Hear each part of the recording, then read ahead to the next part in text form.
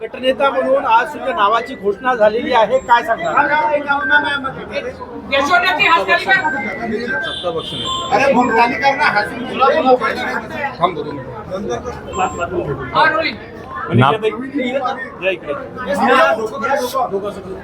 नागपूर महानगरपालिकेमध्ये मी चौथ्यांदा नगरसेवक म्हणून निवडून आलो आणि अवघ्या ह्या 4 टर्ममध्ये मी स्थायी समिती अध्यक्ष, परिवहन समिती अध्यक्ष, नंतर ऑक्ट्रा समिती अध्यक्ष आणि उपनेता होतो महानगरपालिकेच्या सत्तापक्षाच्या.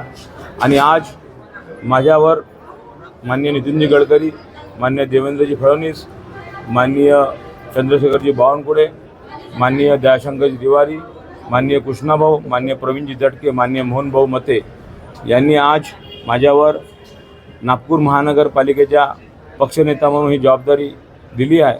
मी त्यांचे आभारी आहो. मी सगळ्या नगरसेवकाला आमचे 103 नगरसेवक युतीचे मिळून आहे.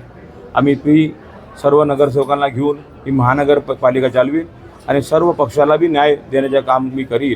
आणि सोबत सर्व विविध पक्षाचे जे नगरसेवक असतील त्यांना बी मी सोबत एकत्र घेऊन महानगरपालिकेत काम करीन आणि अधिकारी कर्मचाऱ्यांना एकत्र येऊन काम करण्याची संधी आपण सर्व नगरसेवकाच्या माध्यमातून देऊन आणि चांगल्या मोठ्या प्रमाणात आपण काम करून हीच आपल्याला ग्वाही देतो. गटनेत्याची नोंदणी कधी होणार, महापौर पदाचा धडा कधी सुटणार, पुढे काय प्रक्रिया असेल? गटनेता ह्या 2 तारखेला आम्ही करणार आहोत आणि पूर्ण जे 102 आणि 101 आणि 101 शिवसेना असे आम्ही 103 लोकांचे गटनेत्याची 2 तारखेला आम्ही सकाळी 11 वाजता विभागीय आयुक्त कार्यालयात नोंदणी करणार आहोत.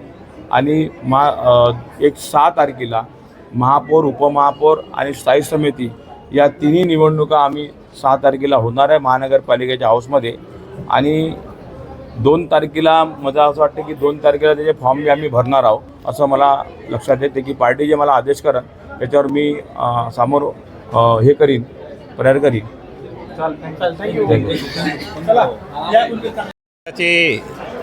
नगरसेवकांची नवनिर्वाचित आज बैठक झाली आणि या बैठकीत सर्वानुमते नरेंद्र उर्फ बाल्या बोरकर यांना गटनेता आणि सभागृहाचा पक्षनेता म्हणून घोषित करण्यात आला.